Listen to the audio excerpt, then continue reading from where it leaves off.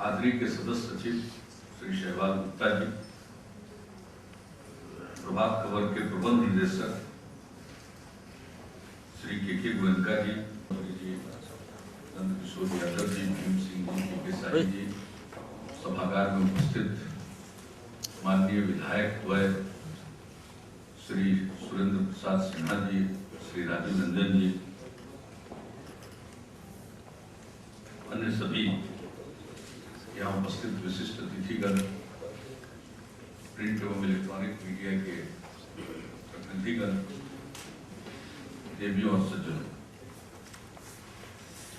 मैं प्रभात खबर को, खासकर हरिवंश जी को और इनके प्रबंध निदेशक गोयनका जी को मैं बधाई देता हूँ। इन्होंने पंचायतनामा नाम से एक पाक्षिक अखबार निकालने की शुरुआत की है और आज बिहार से प्रकाशित होने वाले पंचायतनामा का जो पहला संस्करण है उसका विमोचन भी कराया और अपने खुशी के इस मौके पर उसको भी उन्होंने याद किया। इसके लिए मैं उनको धन्यवाद देता हूँ।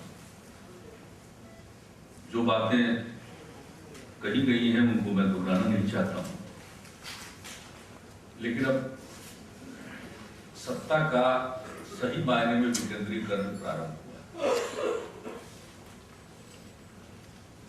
अब ये ठीक है कि हम अभी बापू के सपनों का गांव नहीं बना पाए, या वो जितनी ताकत गांव को देना चाहते थे शायद हम उतनी ताकत अभी नहीं दे पाए।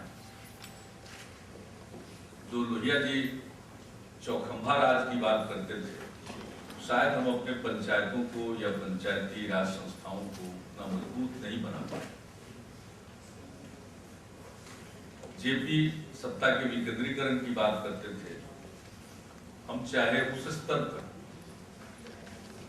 विकेंद्रीकरण के कार्य को पूरा न कर पाए, लेकिन शुरुआत जरूर हुई और लोकतंत्र अपने देश में और मजबूत होगा अगर इस प्रकार की ग्रास रूट की संस्थाएं, पंचायत की संस्थाएं, शहरों में नगर निकाय, ये अगर वाकई अपने काम को समझकर और अपना काम ठीक ढंग से करना शुरू कर दें। आज बहुत सारे काम अब पंचायतों को दिए गए, अभी उनके पास उतने संसाधन नहीं, काम कराए कौन, इसकी पूरी व्यवस्था नहीं हो पाई। इस पर भी केंद्र सरकार के स्तर पर और राज्यों में बहस चल रही है कि जब हम उन्हें काम दे रहे हैं तो काम कराने वाली मशीनरी को भी तैयार करना पड़ेगा। अब एक मुखिया जी इलेक्टेड रिप्रेजेंटेटिव हैं और उनके साथ कुछ और निर्वाचित प्रतिनिधि हैं। ग्राम सभा को सबसे ताकतवर संस्था के रूप में विकसित करने की परिकल्पना है, लेकिन जो काम उन्हें सौंपे जा रहे हैं उस काम को बखूबी वो कर कैसे पाए। तो इसके लिए उन्हें कई लोगों की जरूरत पड़ेगी, उनके साथ काम करने वाले लोगों। अगर केंद्र में सरकार हो और मंत्रिमंडल गठित हो जाए, विभाग बने हुए हैं, अलग अलग विभाग मंत्रियों को आवंटित कर दिया जाए, लेकिन उनके विभाग में अगर अधिकारी और कर्मचारी नहीं है तो कितना काम कर पाए। अपने देश में जो क्रियान्वयन की जिम्मेवारी और कानून के मुताबिक सबकी भूमिका निर्धारित है, तो वो अगर न हो तो फिर दिक्कत हो। सिद्धांत के तौर पर हम लोगों ने जो निर्णय लेने थे नीति विषय को ले, जैसे हम लोगों ने कहा कि पंचायत सही मायने में प्रतिनिधित्व करे समाज का, तो इस दृष्टिकोण से हम लोगों ने बिहार में पहली बार महिलाओं को 50% आरक्षण दिया। अब महिलाएं तो चुनकर आ गई 50% से ज्यादा, और इसके साथ साथ बिहार में तो एक कदम आगे जाकर हम लोगों ने ग्राम पंचायतों के साथ साथ ग्राम कचहरी का भी चुनाव कर दिया, न्याय पंचायत भी गठित कर दिया, सरपंच की भी व्यवस्था कर दी। ये सब काम तो कर दिया गया और उनको अधिकार भी दे दिया गया कि आपको बहुत सारा काम करना है। मनरेगा के कार्यक्रम उनके लाइफ का निर्धारण हो गया। BRGF जो पिछड़ा क्षेत्र विकास निधि है उसके अंतर्गत उनको काम करने हैं। इस तरह से अन्य कार्यों के लिए उनकी जिम्मेवारी तो दे दी गई, धनराशि भी मुहैया कराई जा रही, कुछ काम भी हो रहा है और फिर अब तो उनका ऑडिट भी शुरू हो गया। अब एक जो निर्वाचित प्रतिनिधि है उससे जो उम्मीद करना कि वो ऑडिट की बात को समझेगा और उस तरह से वो अपना अकाउंट मेंटेन करेगा, ये संभव है। लोकतंत्र में तो इस बात की छूट है कि कोई पढ़ा लिखा हो या नहीं पढ़ा लिखा हो, नागरिक होना चाहिए, इंसेन माइंड का नहीं होना चाहिए, दिवालिया नहीं होना चाहिए, सजा याफ्ता नहीं होना चाहिए। जो बंदिशें लगाई गई है उसके अलावा कोई भी हो सकता है।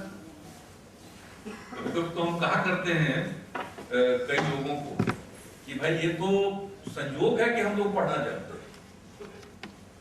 अगर हम पढ़ना या लिखना नहीं भी जानते तो कोई रोक सकता था हम लोगों को मुख्यमंत्री बनने से? जानना कोई जरूरी नहीं। दस्तखत करने का भी अगर नहीं हो तो भी कोई बात नहीं, कहीं कोई रुकावट नहीं। तो जहां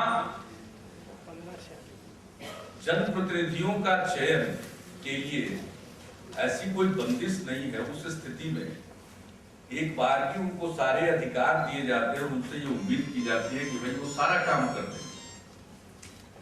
वो अकाउंट कैसे मेंटेन करें तो जानते नहीं। हम लोगों में से जितने लोग बैठे हुए कितने लोग घर का हिसाब किताब समझ पाते होंगे? तो हिसाब किताब रखने के लिए तो और लोग, हमारे दो वरिष्ठ सेवानिवृत्त IAS पदाधिकारी यहाँ बैठे हुए तक सामने देख रहा हूं, एक तो राज्य निर्वाचन, तीसरे भी, तो बहुत काम तो इन लोगों का है जब है। और इनका चयन होता है, बड़ी भारी परीक्षा होती है, public service commission, union public service commission, state public service commission, और कई प्रकार की परीक्षाओं में उत्तीर्णता हासिल करने के बाद वो पद प्राप्त करते, ट्रेनिंग होती रहती है। आजकल हम देखते हैं IAS पदाधिकारी, IPS पदाधिकारी 5-5 फेज की ट्रेनिंग। अब रिटायरमेंट के कगार पर 2 साल 4 साल बचा रहता, तब भी देखते हैं कहां जा रहे हैं, तो फेज 5 पे जा रहे हैं, कहां जा रहे थे तो अमेरिका भेजा जा रहा है, तो कनाडा भेजा जा रहा है। तो जो इस प्रकार के अधिकारी हैं उनको तो पूरे कैरियर में न जाने कितनी बार ट्रेनिंग, कितना उनका एक्सपोजर होता है। तो ये सारी व्यवस्था तब तो 2G हो जाता है।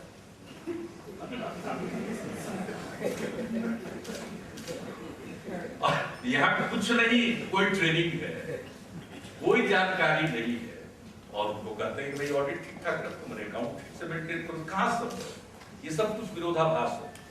तो मैंने इसकी चर्चा सिर्फ इसलिए की कि पंचायत नामा नाम का एक अखबार अगर पंचायतों में पहुंच जाए और वो जो पंचायतों से जिन विषयों के सरोकार, उन विषयों के बारे में वो लिखे और वहां एक तो इसकी उनको जानकारी मिलेगी। अब सरकार ने कोई कार्यक्रम बना दिया, देखिए सूखे जैसी स्थिति हम लोगों को दिख रही, हम लोगों ने डीजल सब्सिडी की योजना स्वीकृत कर। भाई तो डीजल सब्सिडी बढ़ेगी कैसे? इसके बारे में पंचायतनामा में पूरी बात रहेगी तो देखेंगे। कोई खुद पढ़ना जानता है, कोई और से पढ़वा लेगा, कुछ तो जानेगा। आज जो स्थिति है कि रेडियो पर तो सुन लिया कि भाई सरकार ने निर्णय ले लिया, कहां जाना है कुछ मालूम नहीं है, यूं ही फंसते हैं। और एक से एक समाज में ऐसा होशियार तबका सक्रिय है कि वो जानता है कि इसको बेचारे को तो कुछ मालूम नहीं, कहेगा कि हाँ डीजल सब्सिडी सरकार दिया है, कुछ हल्का फुल्का लगेगा, खर्चा बढ़ता सब साहब किसको देना पड़ता है, किसको लेना पड़ता है, इससे कोई मतलब नहीं। लोग भी समझ जाएंगे हाँ भाई कुछ पैसा मिल रहा है, शायद कुछ देना ही पड़ता हो। बिना दिए कुछ मिलेगा कैसे, एक आम तौर पर था। तो इन सब बातों का जो आम लोगों के मन में, जो भोले भाले लोग जानकारी के अभाव में जो उनका शोषण होता है, इंदिरा आवास कैसे, अब जो नियम बन गया इसमें इंदिरा आवास को कोई इधर से उधर कर ही नहीं सकता। प्रतीक्षा सूची बनी हुई है, उस प्रतीक्षा सूची में गरीबी के लिए जो अंक निर्धारित है, जो ज्यादा गरीब है उसका सूची में ऊपर नाम रहेगा अंक के हिसाब से। फिर भी कैसे कोई आदमी दिलवा देगा, लेकिन लोग लग जाते हैं। अच्छा, जिसका वेटिंग लिस्ट में नाम नहीं उसको मिल भी नहीं सकता। लेकिन फिर भी जिस तरह के तत्वों की बात हमने करी, वो 2-4 हजार 5 हजार बना ही लेते थे। तो अभी हम लोगों ने पिछले साल से तय किया कि साहब कैंप लगा करके सारे देश प्रदेश के प्रत्येक प्रखंड में एक ही दिन कैंप लगे। हटी शिकायत, उसके बारे में शिकायत घटने लगी। खैर उस विषय में हम नहीं जाना चाहते हैं। हमने खुद ही जो पासबुक अपने जिस किसी शिविर में हम गए थे देखा, तो हमने कहा कि उसी में एक आध चीज मिसिंग था, तो फिर उसको ठीक करवाया जाता है। यही बैंक वाले जो पासबुक देते, करता क्या, पासबुक कोई आदमी रख लेता, उसको कुछ करना नहीं, स्वीकृति न देनी है न कुछ करनी है, पासबुक सिर्फ रख लेना, और उसको पासबुक देने के लिए या वो पैसा निकालने के लिए कुछ न कुछ उससे ठग लेता है। तो ये सारी बातें होती रहती, नियम सब बनाए, कोशिश ये की जाती है कि इसमें किसी भी प्रकार से कोई किसी का शोषण न कर सके, दोहन न कर सके। लेकिन बावजूद उसमें जानकारी के अभाव कुछ लोग पैसा बनाने में सफल हो जाते हैं। और जब किसी को कोई फायदा आप देना चाहते हैं, अगर पूरे तौर पर नहीं मिलेगा तो वो काम कर नहीं पाए। अब समस्या उत्पन्न, इंदिरा आवास के लिए जो पहले पैसा दिया गया कुछ भी हो गया, अब बहुत लोग आधा मकान बना करके छोड़े हुए, ये समस्या आई। तो मैंने तो यूं ही कुछ उदाहरण दिया।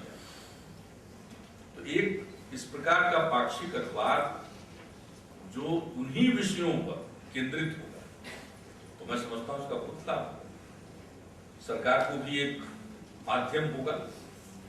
यूं तो सरकार में जो रहते हैं उनका दावा है कि उनकी मशीनरी के माध्यम से सारी बात जनता तक पहुंचाना, लेकिन दावा कितना दूर तक सही है ये आप सबको मालूम है।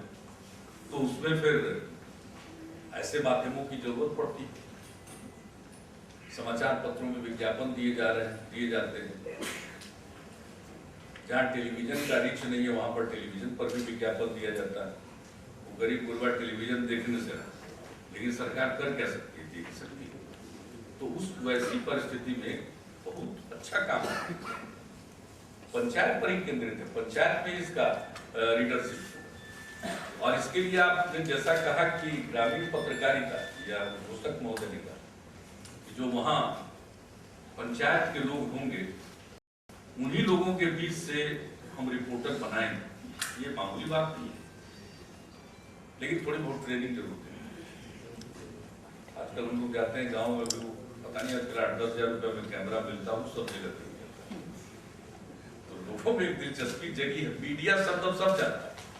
गाँव में भी जाइएगा तो मुखिया जी नहीं दूसरे लोग भी जाते हैं, ये भी लोग जान गया कि जरा मीडिया के सामने हल्ला करो तो बात, ये ताकत कितनी आई मीडिया की देन। लेकिन थोड़ा बहुत जिनको भी आप रिपोर्टर के रूप में चयन कीजिए, उनको जरूर थोड़ी ट्रेनिंग दे दीजिए, कम से कम वो तो योजनाओं के बारे में जाना करें, क्योंकि जब वो प्रतिनिधि के रूप में काम करेंगे तो उन पर लोग डिपेंड करेंगे, दूसरे अर्थ में इस बात उन पर लोग निर्भर करेंगे। एक समय था जब जनप्रतिनिधियों पर लोग निर्भर करते थे हर चीज के, बच्चे को कहाँ पढ़ाते, कौन डॉक्टर से इलाज कराते। तो जो जनप्रतिनिधि होते थे उनको थोड़ा थोड़ा सब चीज का ज्ञान रखना पड़ता था। हम लोग को भी याद है, विधायक के रूप में घूमते थे क्षेत्र में, या विधायक नहीं बन पाए थे, चुनाव नहीं जीत पाए थे, तब भी लोगों के बीच में घूमते थे, तो लोग डिपेंड करते थे, बहुत सारी जानकारी लेते। अब वो धीरे धीरे वो संबंध टूटा, लेकिन फिर भी किसी न किसी को जानकारी को देना चाहते हैं। तो अगर आप अपने जो रिपोर्टर्स होंगे, संवाददाता होंगे, उनको अगर कुछ ट्रेनिंग भी साथ साथ करा देंगे तो शायद लोगों को फायदा हो। एक तो जो वहां से सूचनाएं आएंगी वो ठीक ढंग से लिपिबद्ध होंगी, उससे जो बात है वो ठीक ढंग से लोगों तक पहुंचेगी। तो कुल मिलाकर के आपकी जो ये पहल है बहुत अच्छी पहल है। अब गाँव को जो अधिकार दिया जा रहा है, गाँव से बहुत ये पंचायतों को अधिकार दिया जा रहा है, उनसे बहुत सारा काम हम लोग कराना चाहते हैं। शिक्षा के क्षेत्र में, स्वास्थ्य के क्षेत्र में, स्वच्छता के क्षेत्र में, इन सारे क्षेत्रों में काम कराना चाहते हैं और उनके लिए योजनाएं बनी हुई, ग्राम स्तर पर कमेटियां। अब हम लोगों की समस्या बहुत बड़ी, स्कूल भी बना दिया, अब तो टीचर लोगों का, शिक्षकों का अटेंडेंस, उनकी उपस्थिति भी 85% हो, लेकिन बच्चे आते ही आते। ये कोई दूसरा नहीं कहता, ये हम ही लोग घूम घूम के बता रहे। ये रहस्योद्घाटन किसी ने नहीं किया, ये रहस्योद्घाटन हम ही लोगों ने किया। जब हम लोगों ने मात्रा के साथ अब गुणवत्ता पर जोर दिया, तो इसमें हम लोगों ने खुद ही देखा, बहुत खोजबीन की, तो कुछ उसमें जो शिकायतें मिली उसको दूर भी किया कि एक ही बच्चे का नाम 2 क्लास में, एक ही बच्चा 2 स्कूल में, एक ही बच्चा सरकारी गैर सरकारी, वो सब ठीक कर दिए। बावजूद बच्चे क्यों नहीं आते स्कूल? अब बच्चों को स्कॉलरशिप, गांव में ज्यादातर रहने वाले लोग हैं जो अनुसूचित जाति जनजाति के हैं, अति पिछड़े वर्ग के लोग हैं, तो सब तरह के बच्चों को स्कॉलरशिप दिया जा रहा है। पोशाक सबको दिया जा रहा है, पोशाक के लिए पैसा, मिड डे मील केंद्र सरकार की योजना है वो है। 9वीं कक्षा में पहुंचने पर साइकिल है लड़का लड़की दोनों को। 9वीं कक्षा से 12वीं कक्षा तक लड़कियों को पोशाक के लिए पैसा। अब जब इतनी सुविधाएं, टेक्स्ट बुक का वितरण किया जा रहा है, सब कुछ दिया जा रहा है, तब भी अटेंडेंस क्यों 50%, क्यों 60%? कोई बढ़ाता ही।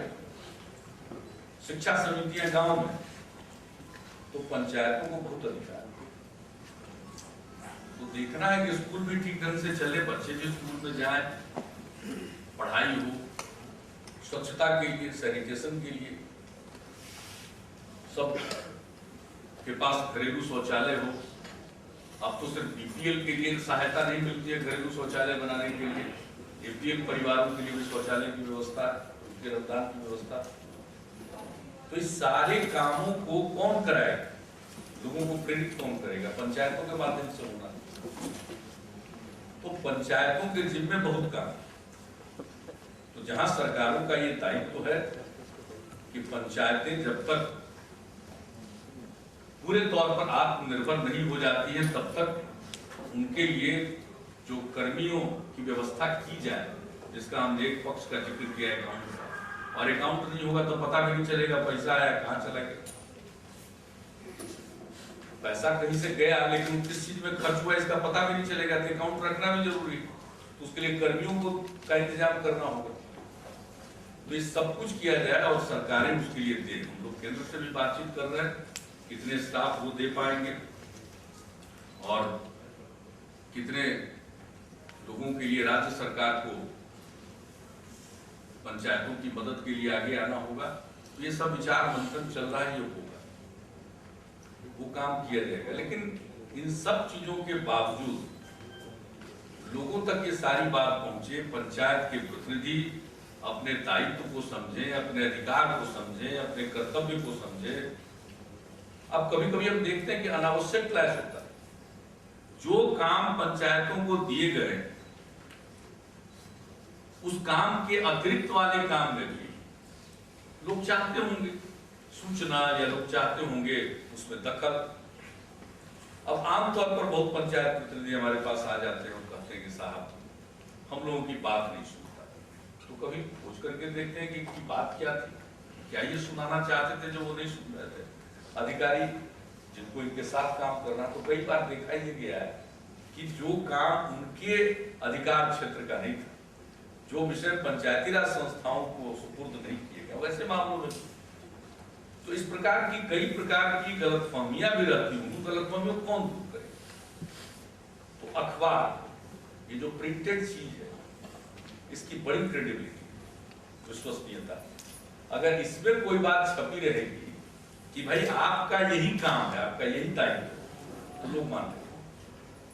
वैसे रोज 10 लोग बताते जाएंगे तो फिर तो आजकल तो एक से महान लोग होते हैं, कभी बिना समझे बुझे भी किसी चीज को हवा दे दिए। अब शिक्षकों का चयन करना पंचायत नियोजन इकाई, मामूली बात नहीं, ये किसी राज्य में नहीं किया गया। ये लालच जल्दी कोई सरकार सत्ता में जो है वो छोड़ना नहीं चाहती। लोगों ने कहा कि नहीं, पंचायत के लोग करेंगे। बहुत शिकायतें हैं, उसके बारे में शिकायतें, लेकिन शिकायतों को ज्यादा एग्जेजरेट करके रखा गया। उस समय हमारे शिक्षा विभाग के सचिव थे मदन मोहन झा जी, वो नहीं रहे होंगे। जब 1 लाख शिक्षकों की बहाली हुई तो उन्होंने आकर मुझको बताया कि 12,000 कंप्लेंट, यानी 88% पर कोई कंप्लेंट नहीं। अब सब बड़े बड़े अधिकारी पुराने जमाने के बैठे हुए कोई काम करते थे, कितना % कंप्लेंट है? तो वो तो कंप्लेन कहीं कम था। अगर सरकारें नियोजन करती तो पता नहीं लागू हो पाता कि नहीं हो पाता। अभी हाल ही में सुन रहे हो सिपाही बहाली का जांच का हो ही रहा, कोई एक संस्था छोड़ती नहीं लेती है तो दूसरी संस्था से कराना पड़ता है।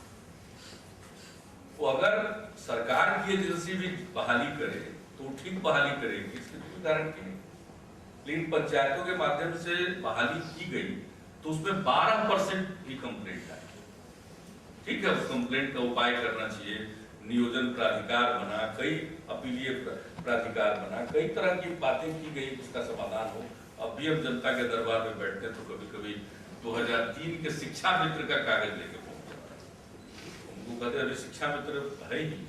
2006 में जब शिक्षा मित्र की जगह पर पंचायत शिक्षक आ गए तो भी कभी अचानक ध्यान में आया होगा कि चलो एक कागज बना करके कुछ मिल जाए, जांच पड़ताल शुरू हो जाए तो क्या दिक्कत। तो मैं ये कहना चाहता हूं कि लोगों को जो अधिकार दिए जाए, शिक्षकों की बहाली करनी, स्कूलों की निगरानी करनी, स्वच्छता पर काम करना, यानी इतने तरह के कार्य हैं कि इन सब चीजों के बारे में अगर ठीक ढंग से उनको जानकारी, और इसके अलावा गांव के लिए तो बहुत कुछ है।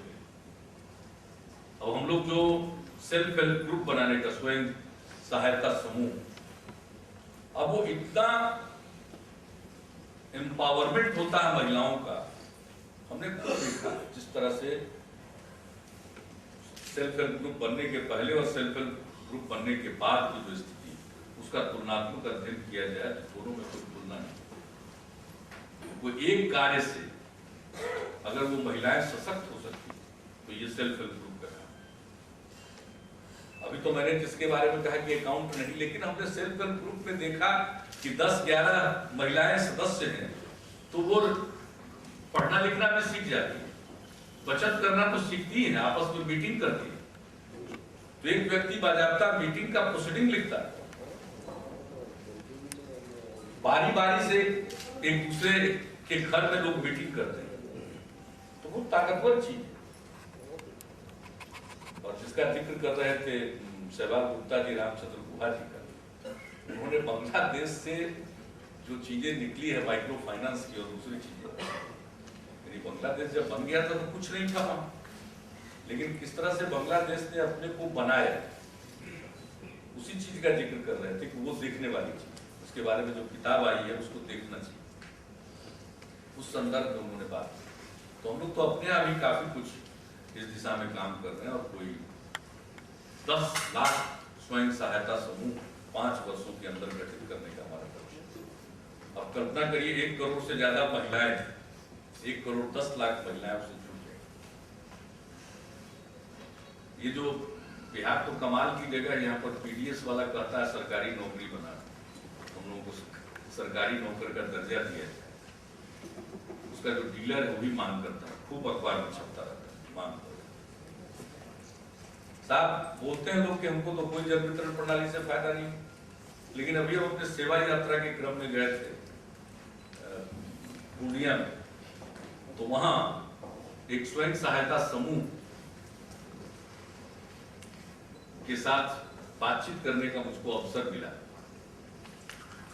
तो वहां हमने देखा कि वो स्वयं सहायता समूह के द्वारा जन वितरण प्रणाली का संचालन। मैंने पूछा कितना फायदा, किसी को कोई शिकायत नहीं थी जन वितरण प्रणाली से संबंधित एक तो उस गाँव में। तो हमने इन लोगों से पूछा कितनी आमदनी है, तो उन महिलाओं ने बताया कि 4 से 5 हजार। सेल्फ हेल्प ग्रुप चला रहा है तो एक महीने में राशन के वितरण में 4 से 5 हजार रुपए की उनको वैध आमदनी। यहाँ कहेगा कुछ पैसा ही नहीं मिलता, बिना इधर उधर कोई गड़बड़ी किए हुए 4 से 5 हजार रुपए की बचत। तो ये तो इतनी ताकतवर चीज है, हर तरह से हमने देखा। सामाजिक कुरीतियों के खिलाफ उनको लड़ते देखा। हम आखिर गांव के अंचल को दुरुस्त करना चाहते हैं, अपने समाज को दुरुस्त करना चाहते हैं, समाज की कुरीतियों से भी लड़ना। जसवंत टूटू साहब चले आए, इंडस जो बनाया नेल्सन मंडेला साहब ने, तो वो अपने एक समूह को लेकर हमारे यहाँ किस चीज के खिलाफ अभियान चला रहे हैं, चाइल्ड मैरिज। तो ये जो बाल विवाह है उसके खिलाफ वो सेल्फ हेल्प ग्रुप की महिलाएं उठ खड़ी होती। तो ये सारी चीजें, सबका मिला जुला रूप ग्रामीण क्षेत्रों का सशक्तिकरण होगा। और मैं समझता हूं कि इस प्रकार के पाक्षिक अखबार से इन सारी चीजों को बल मिलेगा, एक अभियान का शकल लेगा। अभी मैं एक और उदाहरण देकर अपनी बात खत्म करूंगा। मैं विश्वास यात्रा में 2010 विधानसभा चुनाव के पहले घूम रहा था, तो सहरसा जिले के 70 कटैया प्रखंड में गए थे। तो पूरी पंचायत, वहां के मुखिया जी का नाम था जयशंकर सिंह, हम उसी गांव में गए थे अपने विश्वास से। और हमने देखा साहब, वहां के मुखिया जी ने पूरे ग्राम पंचायत के बारे में इतना बढ़िया एक छोटी सी पुस्तिका छाप कर पूरे गांव का डेवलपमेंट, गांव की कितनी आबादी, कितने पुरुष, कितने स्त्री, हर चीज, कितने बच्चे स्कूल में पढ़ते हैं, कितने मैट्रिक हैं, कोई काम, हर एक जानकारी, सोशल से लेकर फिजिकल इंफ्रास्ट्रक्चर की सारी। कोई अगर गांव में पुरानी चीज है, मंदिर है, मस्जिद है, कुछ भी, एक एक चीज की जानकारी। और हम तो उस पुस्तिका को देखते रहते हैं। हमने उनको बहुत बधाइयां दी और उसकी चर्चा में हमने कई जगहों पर की। तो आज जो आप पंचायतनामा कर रहे हैं, तो धीरे धीरे तो इस पर प्रमोट कीजिए। मेरे कहने पर तो सब मुखिया जी ने अपना कागज नहीं बनवाया, अब तो कह रहे हैं कि भाई कागज बनवाइए, सरकार से मदद भी मिलेगी।